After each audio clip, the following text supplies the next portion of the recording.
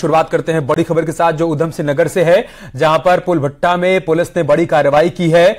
बताया जा रहा है कि पुलिस ने यहां पर अवैध मदरसे पर कार्रवाई की और 24 नाबालिग बच्चों को मुक्त कराया है। यहां पुलिस को शिकायत मिली थी कि बिना किसी इजाजत के एक घर में अवैध रूप से मदरसा संचालित किया जा रहा था। पीलीभीत के इरशाद और उसकी पत्नी खातून बेगम इसे चला रहे थे। इन लोगों ने 22 नाबालिग बच्चियों और 2 नाबालिग बच्चों को अंधेरे कमरे में बंद कर रखा था, जिससे वो डरे सहमे हुए थे। पुलिस के मुताबिक पढ़ाई के नाम पर लाए गए इन सभी का शारीरिक शोषण किया जा रहा था। बाद में काउंसलिंग के बाद बच्चों को उनके परिजनों को सुपुर्द कर दिया गया, जबकि आरोपी इरशाद और उसकी बेगम को गिरफ्तार कर लिया गया और मदरसे को सील कर दिया गया।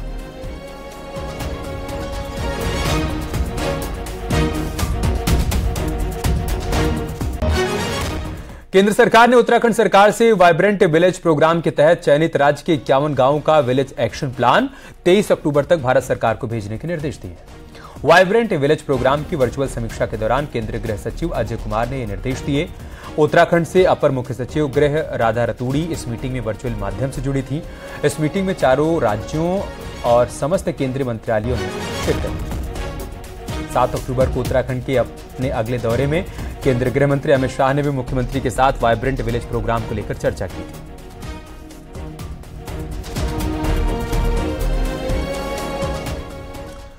इन्वेस्टर समिट के लिए सीएम पुष्कर सिंह धामी विदेश दौरे पर हैं। दुबई पहुंचे मुख्यमंत्री पुष्कर सिंह धामी का वहां रह रहे प्रवासी उत्तराखंडियों ने जोरदार स्वागत किया। मुख्यमंत्री ने दुबई में प्रवासी उत्तराखंडियों से मुलाकात की। मंगलवार को मुख्यमंत्री ग्लोबल इन्वेस्टर समिट के सिलसिले में उद्योगपतियों से मुलाकात करेंगे। बुधवार को मुख्यमंत्री अबू धाबी में रोड शो भी करेंगे। इस रोड शो में टूरिज्म, हॉस्पिटैलिटी, रियल एस्टेट पर खासा फोकस होगा और यूएई के दौरे से सरकार को 30,000 करोड़ के निवेश के एमओयू की उम्मीद है। सीएम अलग अलग क्षेत्र के कारोबारियों को ग्लोबल इन्वेस्टर समिट के लिए आमंत्रित करेंगे। यहां आपको यह भी बता दें कि देहरादून में दिसंबर में होने वाले इस ग्लोबल इन्वेस्टर समिट के जरिए सरकार ने प्रदेश में 2.5 लाख करोड़ के निवेश का लक्ष्य रखा है। मुख्यमंत्री के साथ ही शिक्षा एवं स्वास्थ्य मंत्री धन सिंह रावत भी विदेश दौरे पर गए।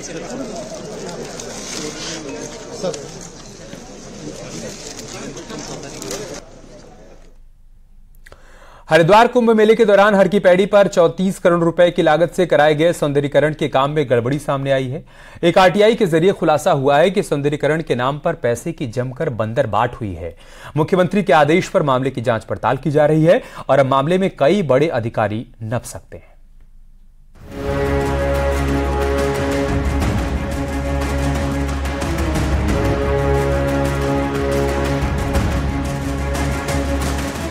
कुंभ मेला 2021, जिसमें हरिद्वार पहुंचने वाले श्रद्धालुओं को सुविधा देने और हर की पैड़ी का सौंदर्यीकरण करने के लिए जल शक्ति मंत्रालय ने नमामि गंगे योजना के तहत 34 करोड़ रुपए का बजट जारी किया था।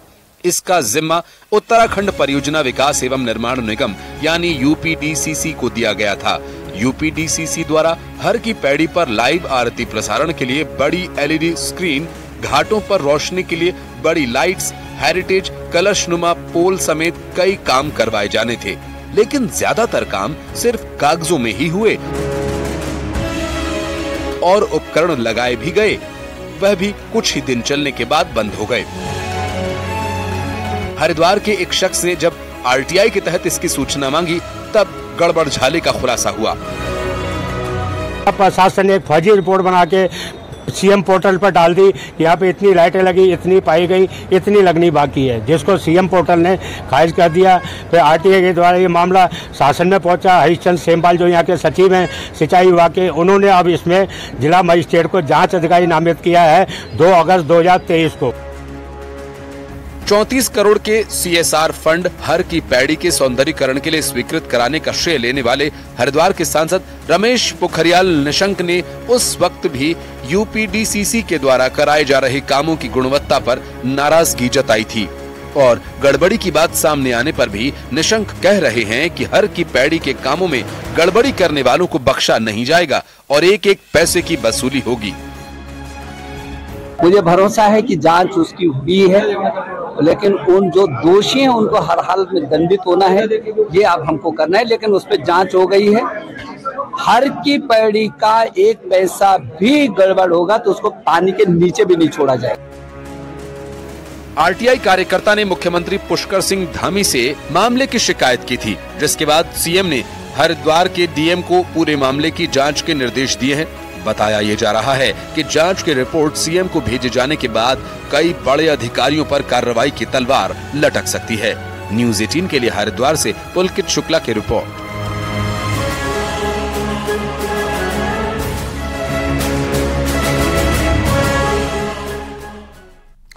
हरिद्वार में यूथ कांग्रेस के कार्यकर्ताओं ने उत्तराखंड लोक सेवा आयोग के खिलाफ विरोध प्रदर्शन किया। सिंहद्वार चौक पर इकट्ठा हुए यूथ कांग्रेस के कार्यकर्ता पैदल मार्च निकालकर आयोग के गेट तक पहुंचे और गेट पर आयोग के अधिकारियों के खिलाफ जमकर नारेबाजी की। इस दौरान लोक सेवा आयोग के गेट तक जाने की कोशिश कर रहे यूथ कांग्रेसियों और पुलिस के बीच धक्का मुक्की भी देखने को मिली, जिसकी तस्वीरें हम आपको दिखा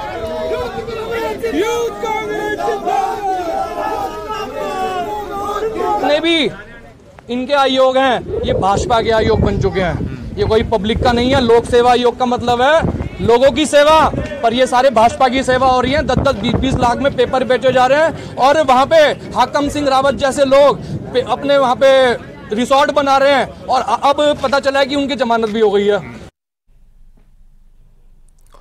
नैनीताल शहर पर खतरा मंडरा रहा है। शहर में कैपेसिटी से ज्यादा निर्माण इसकी सबसे बड़ी वजह है। अब सवाल यह है कि समस्या का समाधान होगा कैसे। रिपोर्ट देखिए।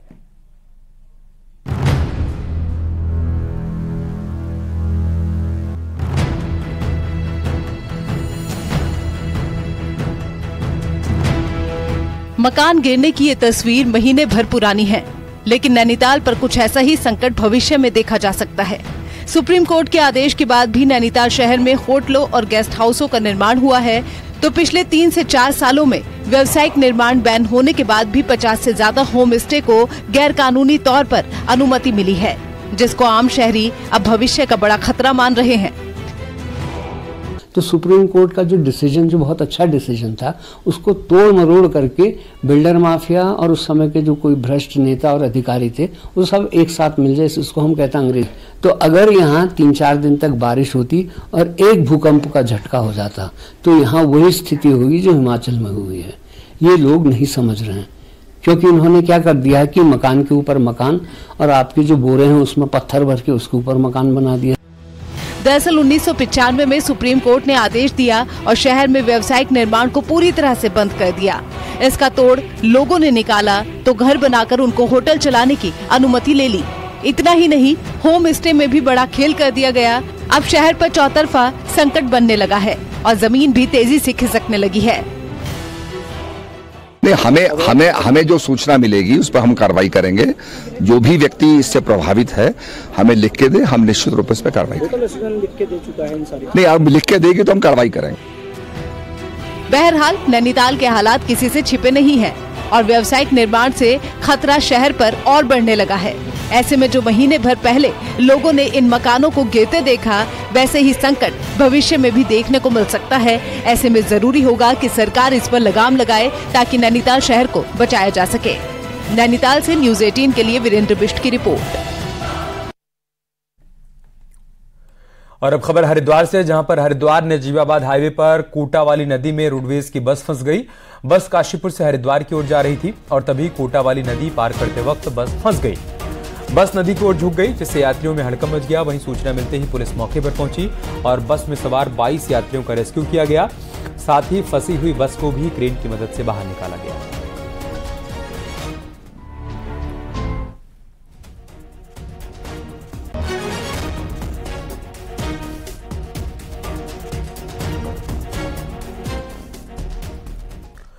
हल्द्वानी में आज दोपहर अचानक आए आंधी तूफान से कई इलाकों में नुकसान की खबर है। यहां काठगोदाम और वनभूलपुरा इलाके में 2 झोपड़ियों के ऊपर पेड़ गिर गए, जिसमें 3 लोग घायल हो गए। यही नहीं, हल्द्वानी नैनीताल रूट पर 2 गांव के पास नेशनल हाईवे पर भी एक विशालकाय पेड़ गिर गया, जिससे हाईवे पर ट्रैफिक ठप हो गया। बाद में नेशनल हाईवे और पुलिस की टीम ने पेड़ को काटकर रूट खुलवाया और कई अन्य जगहों पर भी नुकसान की खबर सामने आई।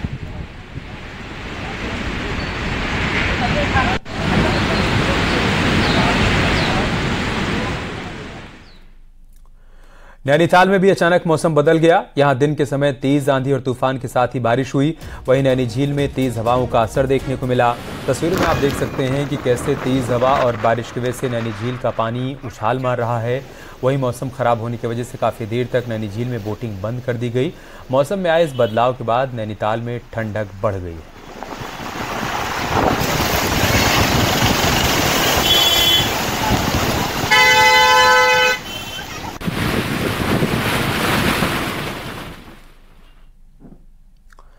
तो पहाड़ पर आंधी और बारिश के साथ ही बर्फबारी भी हुई है। केदारनाथ धाम में भारी बर्फबारी हुई है। पूरी केदारपुरी में चारों तरफ बर्फ ही बर्फ दिखाई पड़ रही है। वहीं बर्फबारी के बाद केदारनाथ में ठंडक बढ़ गई है, लेकिन श्रद्धालु लगातार धाम का रुख कर रहे हैं। वहीं प्रशासन ने केदारनाथ आने वाले श्रद्धालुओं के लिए एडवाइजरी भी जारी कर दी है और यात्रा में गर्म कपड़े साथ लाने के लिए कहा गया है, क्योंकि अगले कुछ दिन मौसम खराब रहने के आसार है। सभी अपने साथ अपने गर्म कपड़े, रेनकोट व अपनी जरूरी चीजें साथ लेके चले।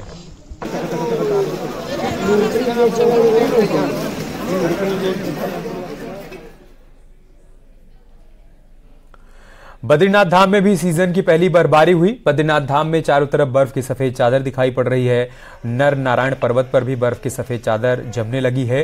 शीतकाल की पहली बर्फबारी के बाद बद्रीनाथ धाम में कड़ाके की ठंड पड़ रही है। यात्री अलाव का सहारा ले रहे हैं। तो वहीं चमोली के तमाम ऊंचाई वाले इलाकों में सीजन की पहली बर्फबारी हुई है। प्रशासन ने तीर्थयात्रियों से अपील की है कि वो यात्रा में गर्म कपड़े अवश्य लेकर आए।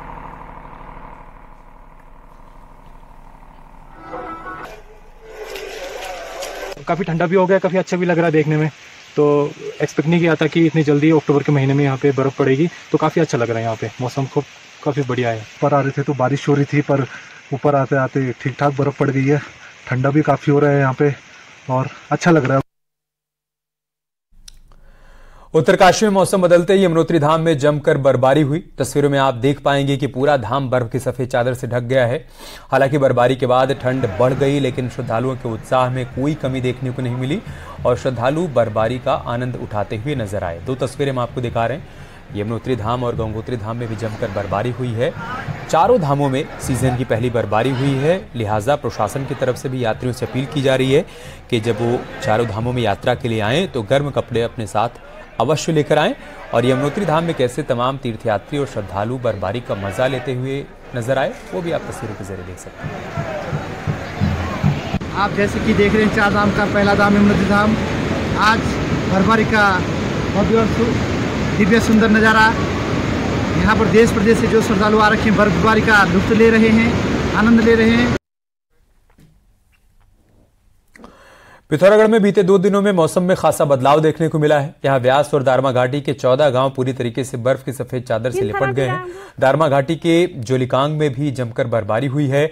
ऊंचे इलाकों में बर्फबारी होने के साथ ही निचले इलाकों में बारिश हुई है, जिसके कारण तापमान बहुत तेजी से गिरा है। पिथौरागढ़ के ऊंचाई वाले इलाकों में बीते रोज भी जमकर बर्फबारी हुई।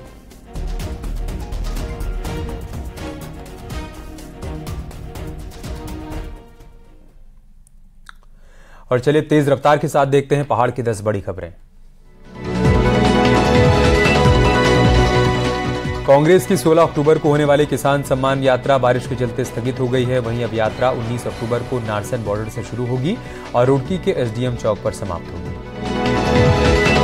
बुधवार के सबसे बड़े राजकीय महाविद्यालय के मूल्यांकन को लेकर मंगलवार को नैक की टीम भौतिक निरीक्षण करेगी। रुद्रप्रयाग में पेंशन बहाली समेत विभिन्न मांगों को लेकर राजकीय शिक्षक संघ ने प्रदर्शन किया और सरकार पर वादाखिलाफी का आरोप लगाया। पिथौरागढ़ में कांग्रेस ने केंद्र और राज्य सरकार के खिलाफ प्रदर्शन किया। इस दौरान कांग्रेसियों ने दोनों सरकारों का पुतला दहन किया। हरिद्वार पहुंचे समाजवादी पार्टी के प्रदेश अध्यक्ष शंभू प्रसाद पोखरियाल ने कहा कि उनकी पार्टी इंडी गठबंधन के तहत उत्तराखंड में मजबूती से लोकसभा चुनाव लड़ेगी। बागेश्वर में राजकीय शिक्षक संघ ने एक बार फिर से प्रदर्शन शुरू कर दिया है। शिक्षकों ने पुरानी पेंशन योजना के तहत कई मांगों को लेकर प्रदर्शन किया। विकासनगर में एनीमिया की रोकथाम, नियंत्रण और इलाज के लिए कार्यक्रम का आयोजन किया गया, जिसमें हर 6 महीने में घर घर जाकर 5 साल तक के बच्चे और महिलाओं को मुफ्त हीमोग्लोबिन टेस्ट इनका किया जाएगा। बागेश्वर के बीडी पांडे कैंपस में कोरोना काल के बाद वार्षिकोत्सव धूमधाम से मनाया गया। कैंपस के सभी छात्रों में इस वार्षिकोत्सव को लेकर उत्साह देखने को मिला। राज्य में अपराध और साइबर अपराधों पर लगाम लगाने के लिए डीजीपी अशोक कुमार ने सभी एसपी की मीटिंग ली और टारगेट पूरा करने के आदेश भी दिए। चमोली में मानसून की बरसात के बाद बद्रीनाथ नेशनल हाईवे पर सड़क को डबल लाइन बनाने का काम युद्ध स्तर पर किया जा रहा है।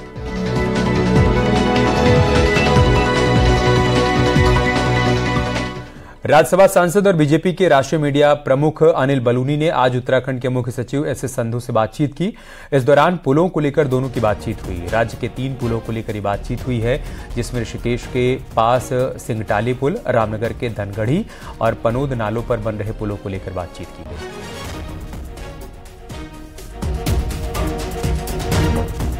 आज मैंने उत्तराखंड के मुख्य सचिव श्री एस.एस. संधू जी के साथ वार्ता की है और गंगा नदी पे बनने वाले सिंगटाली पुल और रामनगर में धनगढ़ी और पनौद नाले पे बनने वाले पुलों के बारे में उनमें क्यों विलंब हो रहा है, इस बारे में जानना चाहे।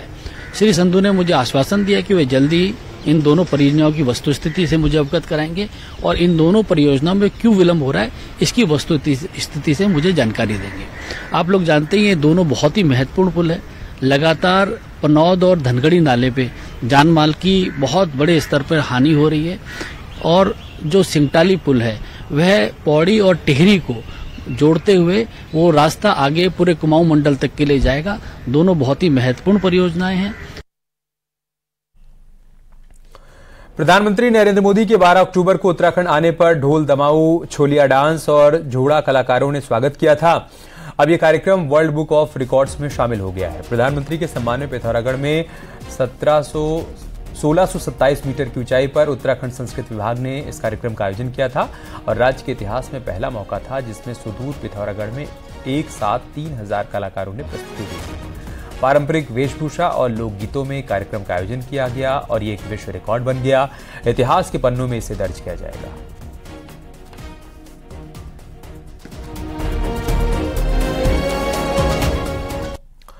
प्रधानमंत्री मोदी के दौरे के बाद आदि कैलाश देश ही नहीं बल्कि दुनिया में स्थापित हो गया है। आलम यह है कि अब सदी के महानायक अमिताभ बच्चन ने भी आदि कैलाश की तारीफ में कसीदे पढ़े हैं। बावजूद इसके आदि कैलाश का सफर अभी भी आसान नहीं है। यह नहीं, इस इलाके को धार्मिक पर्यटन के नक्शे में स्थापित करने के लिए जरूरी सुविधाओं का जुटाना पहली शर्त है।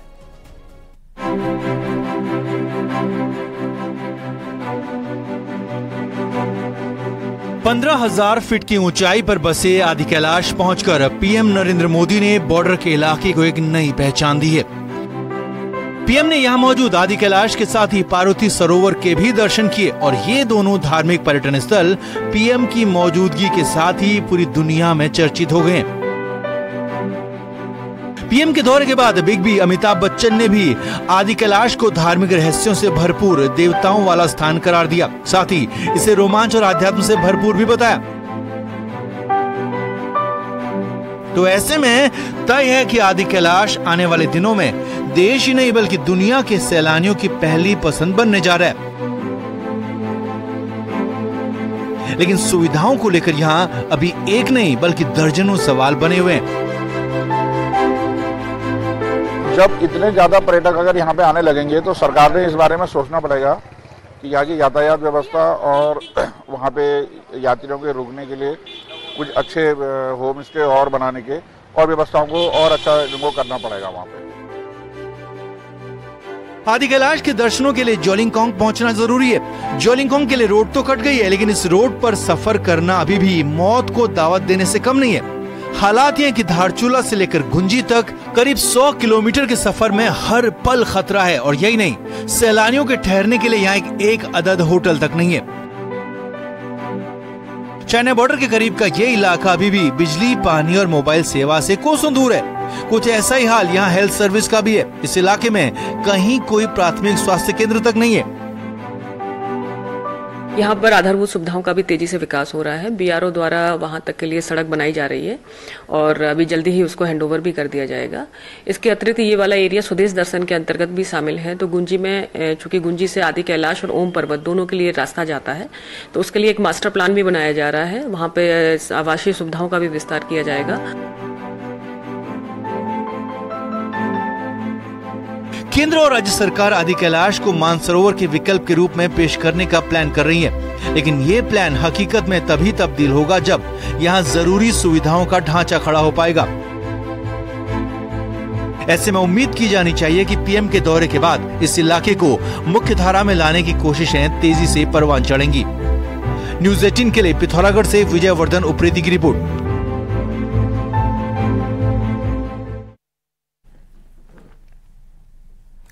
और बात करते हैं सियासत की। उत्तराखंड कर्मकार कल्याण बोर्ड में साइकिल घोटाले की जांच क्या शुरू हुई, एक बार फिर से सियासत तेज हो गई है। तत्कालीन श्रम मंत्री हरक सिंह रावत ने खुद को निर्दोष बताया और घोटाले के लिए अधिकारियों और सत्ताधारी पार्टी के विधायकों को जिम्मेदार ठहरा दिया। तो पलटवार हरक सिंह पर भी किया जा रहा है।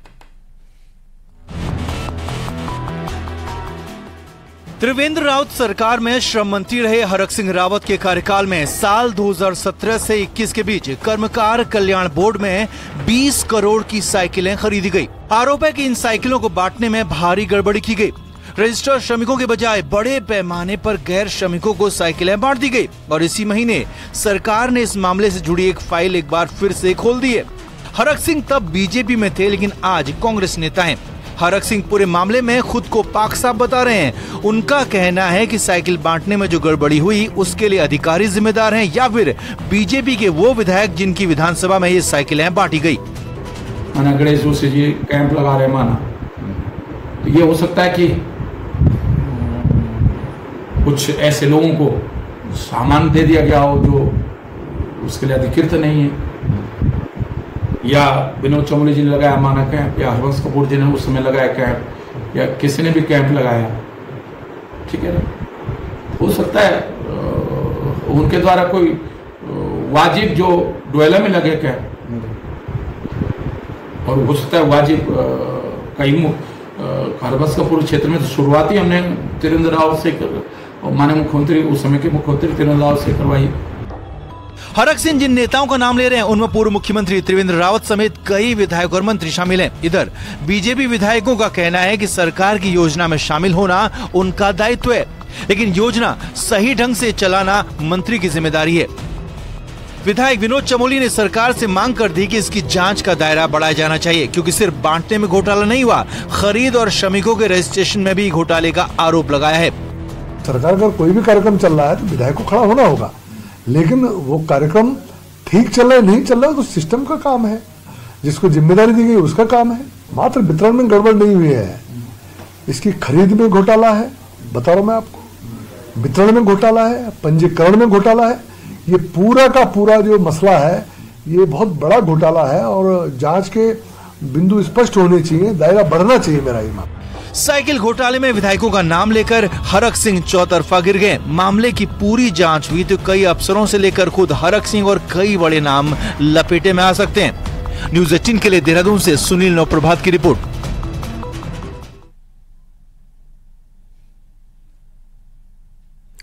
यहाँ रुक रहे छोटे से ब्रेक के लिए, जल्द लौटेंगे कुछ और खबरों के साथ।